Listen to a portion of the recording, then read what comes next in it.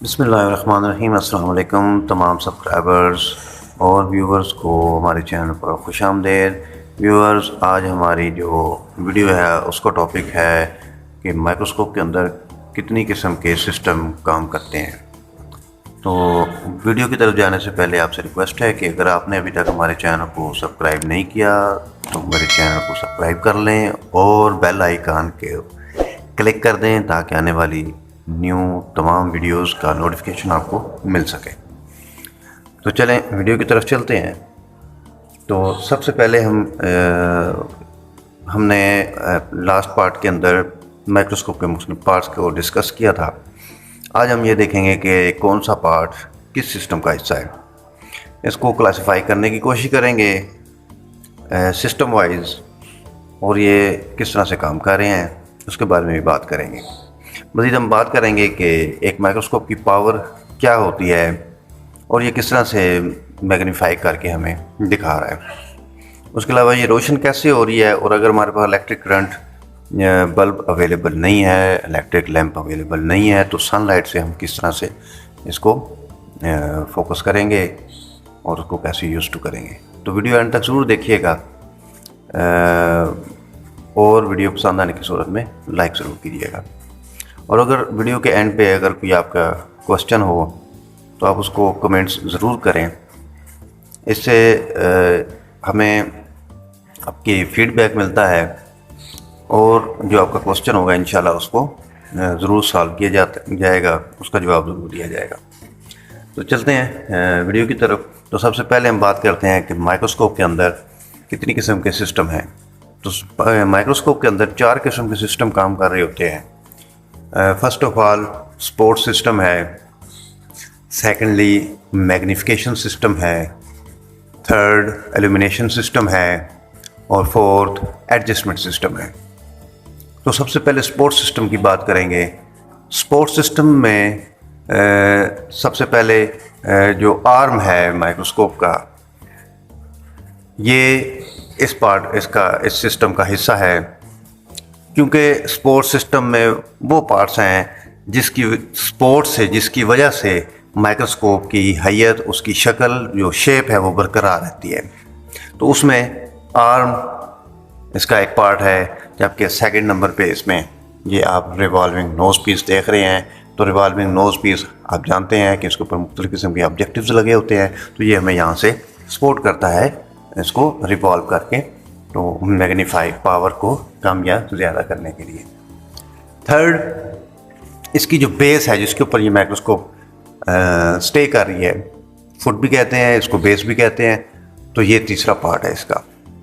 चौथे नंबर पे इसकी स्टेज है, जो हमें एक प्लेटफॉर्म फराहम करती है जहाँ पे हम अपने ऑब्जेक्ट को रख के, तो ऑब्जेक्टिव की मदद से आईपीस में आँख लगा के देख सकते हैं। अब इस स्टेज के ऊपर मैकेनिकल स्टेज है, और इसमें मैकेनिकल स्टेज चूँकि राइट लेफ़्ट और अप डाउन इसकी नाव्स भी लगी हुई हैं, तो ये इसके साथ हम इसको मूव करके मुख्तलिफ फील्ड्स को हम देख सकते हैं। तो ये स्पोर्ट सिस्टम का हिस्सा है। दूसरे नंबर पे हम आएंगे मैग्नीफिकेशन सिस्टम की तरफ।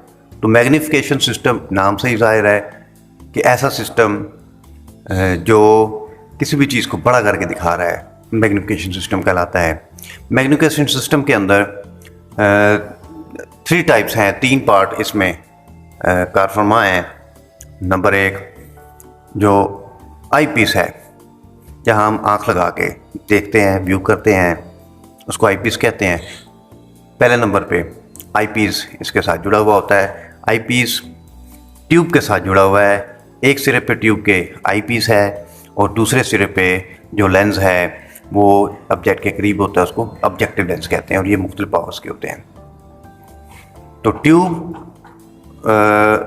ट्यूब के अंदर अगर हम देखें तो बायनोकुलर हेड के अंदर मैंने बताया था प्रिज्म लगा होता है। तो ट्यूब के एक सिरे पे आई पीस, ट्यूब और फिर इसके एंड पॉइंट पे ऑब्जेक्टिव, ये 3 पार्ट इसके मैग्नीफिकेशन सिस्टम में आएंगे। तीसरे नंबर पे हम बात करेंगे, इसमें हम मज़ीद आपको ये बताता चलूँ कि मैग्नीफिकेशन सिस्टम के अंदर इस बात को करना भी बहुत ज़रूरी है, ये देखना कि ऑब्जेक्टिव्स जो हैं और आईपीस जो है इसकी पावर्स क्या है, ये कैसे मैग्नीफाई करेंगे। तो यहाँ अगर बात करें आईपीस की, तो अगर यहाँ अगर आप इसको देखें, मैं कोशिश करता हूँ यहाँ पे इसको फोकस करके आपको दिखाने की। तो ये मेरे पास 15x आईपीस जो है, ये इसकी पावर 15x है। ये यहाँ पे कुछ नज़र आ रहा है, 15x इसकी पावर है।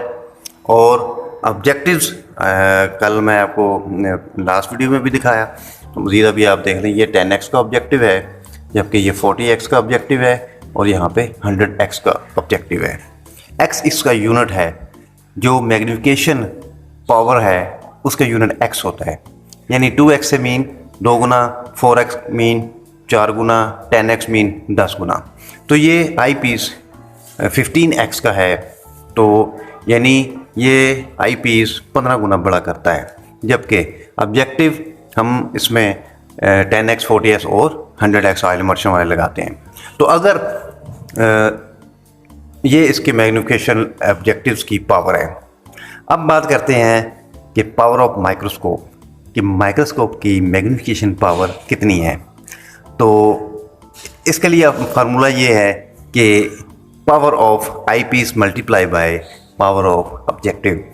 अगर आपने 10x का पावर आईपीस लगा रखा है और आपने नीचे ऑब्जेक्टिव 10x का हाई पावर फील्ड का लो पावर फील्ड का लगा रखा है, तो उसको मल्टीप्लाई करेंगे तो ये 100 टाइम, तो माइक्रोस्कोप की मिनिमम पावर 100x होगी। जबकि इसमें चूँकि 15x का ऑब्जेक्टिव लगा हुआ है, तो इस मोनोकुलर माइक्रोस्कोप की जो मैग्नीफिकेशन पावर 10x ऑब्जेक्टिव के साथ 150x, ठीक है जी, यानी कि 150 गुना इसकी बड़ा करने की जो पावर है वो कम से कम पावर है। और अगर इसको हम देखें 15x के साथ, हाईएस्ट हमारे पास जो ऑब्जेक्टिव है वो 100x का है, तो 100x के साथ जब हम इसको मल्टीप्लाई करेंगे 15x को, तो ये हमारे यहाँ पे 1500x यानी कि 1500 गुना बड़ा करने की जो मैक्सिमम पावर है इस माइक्रोस्कोप की है। ठीक है जी, तो मिनिमम पावर इसकी 150x और मैक्सिमम पावर इसकी 1500x होगी। तो इसी तरह से अकॉर्डिंग टू मॉडल आप उसमें देख सकते हैं, उसमें जो भी ऑब्जेक्टिव मुख्तलिफ टाइप के आईपीस और ऑब्जेक्टिव्स हो सकते हैं। 5x का भी हो सकता है, जैसे कि लास्ट वीडियो में मैंने आपको दिखाया, उसमें 4 आईपी ऑब्जेक्टिव्स लगे हुए थे, जबकि इसके ऊपर 3 लगे हुए हैं। मज़ीद एक वीडियो मज़ीद मैंने इसके लिए कंपाइल की है स्टूडेंट्स की फरमाइश पे, कि उसमें कुछ चीज़ें ऐसी थी जो हाइड थी और उसमें बायनोकुलर माइक्रोस्कोप के लास्ट वीडियो में वो शो नहीं हो सकी, और उनको डिस्क्राइब करना बहुत ज़रूरी था। उसके लिए मैंने एक अलग से वीडियो दोबारा से बनाई है, वो इंशाल्लाह तफसील के साथ वो आप उसको देखेंगे। उसके अंदर उसको मज़ीद मैंने एक बायनोकुलर माइक्रोस्कोप रखी है उसमें, और उसमें 5 ऑब्जेक्टिव्स उसके अंदर लगे हुए हैं। ठीक है जी, तो अकॉर्डिंग टू माइक्रोस्कोप, ठीक है जी, आईपीस और ऑब्जेक्टिव की पावर को जब आप मल्टीप्लाई करेंगे तो वो पावर ऑफ माइक्रोस्कोप होगी। ठीक है जी, तो ये मैग्नीफिकेशन सिस्टम का पार्ट्स हैं।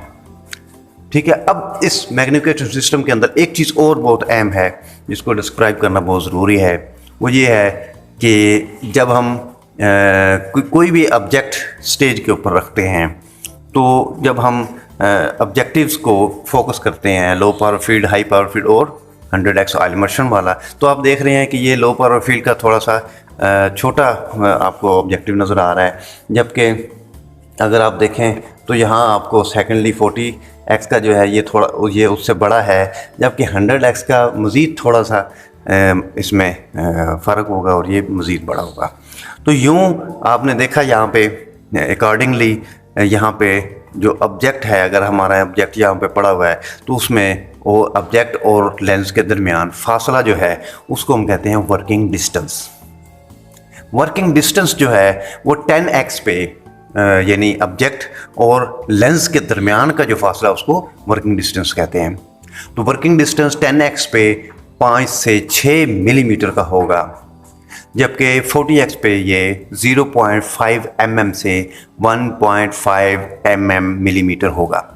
ठीक है जी, 100x ऑयल इमर्शन, इसलिए उस पर ऑयल भी लगाया जाता है क्योंकि वहाँ पे बहुत ही माइनर सा डिस्टेंस होता है, वर्किंग डिस्टेंस, यानी 0.15 मिलीमीटर से लेके 0.20 मिलीमीटर, बहुत ही कलील, यानी कि 1 मिलीमीटर का 5वां हिस्सा जो है, इतना डिफरेंस उसमें होता है। तो वहाँ पे ख़दशा ये होता है कि कहीं ऑब्जेक्ट स्लाइड है या सोवर, तो वो कहीं ऑब्जेक्टिव जो 100x ऑयल इमर्शन का है उसके साथ टच करके उसके लेंस को स्क्रैच ना कर दे, उसको ख़राब ना कर दे, इसलिए वहाँ पे ऑयल इमर्शन या सीडर वुड ऑयल लगाया जाता है ताकि वो उसकी रगड़ को और उसको ख़राब होने से महफूज रखें। ठीक है जी, तो ये मैग्नीफिकेशन सिस्टम के हवाले से बात थी। नेक्स्ट जो 3rd नंबर पे हमारा सिस्टम है इल्यूमिनेशन सिस्टम। इल्यूमिनेशन सिस्टम नाम से ही आपको अंदाज़ा हो रहा होगा कि किसी माइक्रोस्कोप में इल्यूमिनेट करना है, माइक्रोस्कोप को रोशन करने का सिस्टम। ठीक है, उसमें रोशनी का जो सिस्टम है, तो उसके लिए सबसे पहले बात करेंगे, इलेक्ट्रिक बल्ब है हमारे पास। ठीक है जी, इलेक्ट्रिक बल्ब, इसमें ये देखें, ये नीचे इसका लैंप लगा हुआ है। तो इलेक्ट्रिक बल्ब जो है वो यहाँ पे इल्यूमिनेशन सिस्टम का फर्स्ट पार्ट होगा। सेकंड, उसमें अगर वो हमारे पास अवेलेबल नहीं है या बिजली इलेक्ट्रिक करंट अवेलेबल नहीं है, किसी वजह से लोड शेडिंग या कोई भी ऐसा इशू हो जाता है, तो हमारे पास इसमें एक मिरर होता है जो एक तरफ से कनकेव और दूसरी तरफ से फ्लैट होता है। तो इसको लगाने का तरीका जो है, इसको हम अप्लाई करेंगे, और मैं भी कोशिश करता हूँ इसको यहाँ अप्लाई करने की। तो यहाँ से हम इसको, ये देखें, इसको रिमूव कर लिया। रिमूव करने के बाद हमने यहाँ इसको जो मिरर है हमारा, हमने यहाँ इसको फिक्स कर लिया। तो फिक्स करने के बाद, ठीक है जी, हम क्या करेंगे, सनलाइट को जब हमने लेना है तो हम इसको सनलाइट डायरेक्टली नहीं लेंगे, क्योंकि उसमें एक्सरेज होती हैं, तो वो हमारी डायरेक्टली आने की सूरत में एक तो लाइट बहुत ज़्यादा पास होगी और दूसरा हमारी आइज़ को भी ख़राब करेंगी। ठीक है, नुकसानदेह हैं। उसके लिए क्या करेंगे, हम एक ट्रांसपेरेंट ग्लासवेयर का कोई लेके, कोई बर्तन लेके, जैसे मेरे पास ये भी फ्लास्क है, तो इसके अंदर हम वाटर डालेंगे, पानी को डाल लेंगे। ठीक है जी, और इसको हम इस मिरर के आगे रख देंगे। तो यूं जो लाइट होगी सनलाइट से, वो सीधी इस फ्लास्क के अंदर आएगी और फ्लास्क में से जो पास हो जाएगी वो जाके मिरर पे लगेगी। तो यूं तो सनलाइट जो होगी वो इस फ्लास्क के अंदर मौजूद माया में से गुजर के, यानी पानी में से गुजर के, तो फिर ये जाके मिरर के ऊपर टकराएगी और वहाँ से हम इसको फोकस करके कंडेंसर में आगे धकेल देंगे। ठीक है जी, तो सेकंड जो इसका पार्ट है इल्यूमिनेशन सिस्टम का, वो है कंडेंसर। ठीक है जी, आप जानते हैं कंडेंसर के बारे में कि कंडेंसर जो है ये बेसिकली लाइट को फोकस कर देता है, और ये इसका अपर लेंस जो है ये फोकस्ड लाइट को ऑब्जेक्ट के ऊपर डालता है, और यूं ऑब्जेक्ट जो है उसमें से लाइट पास होने की सूरत में वो ऑब्जेक्ट में जाती है, और ऑब्जेक्ट से हम आई पीस में, वहाँ से हम उसको नेक्ड आई से देखते हैं। ठीक है जी, अब इसमें कंडेंसर के अंदर जो हमने डिस्कस करना है ख़ास तौर पे, वो है इसका आयरस डायाफ्राम। ठीक है जी, ये आपको मैंने कल भी दिखाया था। तो ये आयरस डायाफ्राम ये इंसानी आँख की तरह काम कर रहा है। ठीक है जी, तो ये भी इल्यूमिनेशन सिस्टम का हिस्सा है, क्योंकि हम इससे लाइट को कम या ज़्यादा पास करने के लिए एडजस्ट कर सकते हैं। ठीक है जी, तो ये इसका फंक्शन है और ये इल्यूमिनेशन सिस्टम का हिस्सा है। ठीक है जी, लास्ट पे हम बात करेंगे माइक्रोस्कोप के एडजस्टमेंट सिस्टम की। तो नाम से ही आपको पता चल रहा है कि एडजस्टमेंट सिस्टम यानी माइक्रोस्कोप को एडजस्ट करने के लिए एडजस्टमेंट सिस्टम काम करता है। तो इसमें सबसे पहले जो इसका पार्ट है वो है इसका ये course adjustment knobs, up and down. आप देख रहे हैं स्टेज को करने के लिए, तो ये इसको एडजस्ट करने के लिए अप एंड डाउन कर रहा है तेज़ी के साथ। जबकि उसके साथ सेकंड जो इसका पार्ट है वो है फाइन एडजस्टमेंट स्क्रू, जिसके साथ हम माइक्रोस्कोप की स्टेज को बहुत माइनरली फाइन करने के लिए फील्ड को अप एंड डाउन करते हैं, यहाँ से हम इसको फाइन कर सकते हैं। ठीक है जी, तो ये सबसे पहले इसमें दो इसके पार्ट हैं। तीसरे नंबर पे कंडेंसर एडजस्टमेंट स्क्रू, इसको मैं दूसरी तरफ से आपको दिखाने की कोशिश करता हूँ। यहाँ पे जिसके ज़रिए से ये वो कंडेंसर एडजस्टमेंट स्क्रू है, जिसकी वजह से हम कंडेंसर को, यहाँ पे कंडेंसर लगा होगा, अप एंड डाउन करते हैं। ये भी एडजस्टमेंट सिस्टम का पार्ट है, यानी कि लाइट को हम एडजस्ट करेंगे, हमें कम चाहिए या ज़्यादा चाहिए। उसके बाद नेक्स्ट कंडेंसर सेंटरिंग स्क्रू है, ये जिसके साथ मैंने कल आपको बताया था कि कंडेंसर को बिल्कुल एग्जैक्टली सेंटर में करने के लिए इस स्क्रू को इस्तेमाल किया जाता है। तो ये इस लाइट एल्यूमिनेशन सिस्टम का पार्ट है, क्योंकि ये कंडेंसर को एग्जैक्टली सेंटर में फिक्स करने के लिए लाइट को ये इस्तेमाल होता है। ठीक है जी, तो ये कंडेंसर सेंटरिंग स्क्रू भी एल्यूमिनेशन सिस्टम का हिस्सा है। उसके बाद ये आयरस डायाफ्राम है, चूँकि हमने इसको यहाँ से लाइट को कम या ज़्यादा एडजस्ट करना है, तो ये जो इसका लीवर है जिसके साथ हम इसको मूव कर रहे हैं कम या ज़्यादा करने के लिए, इसको आयरस डायाफ्राम को फुली ओपन करने के लिए या फुली क्लोज करने के लिए, तो ये भी एडजस्टमेंट सिस्टम का पार्ट है। ठीक है जी, ये थी आज की हमारी वीडियो। ये हमारे माइक्रोस्कोप के 4 सिस्टम हैं। उम्मीद है आपको वीडियो पसंद आई होगी और अच्छे से समझ भी आई होगी। तो हमारे चैनल को लाइक सब्सक्राइब ज़रूर करें। मुकम्मल वीडियो देखने का बहुत शुक्रिया। आइंदा आने वाली वीडियो जो होगी इंशाल्लाह हम उस पर बात करेंगे कि माइक्रोस्कोप को कैसे कैरी करेंगे, इसको हम प्रिजर्व कैसे करेंगे, किस तरह से महफूज रखेंगे मुख्तलिफ़ किस्म के मौसम्स के अंदर।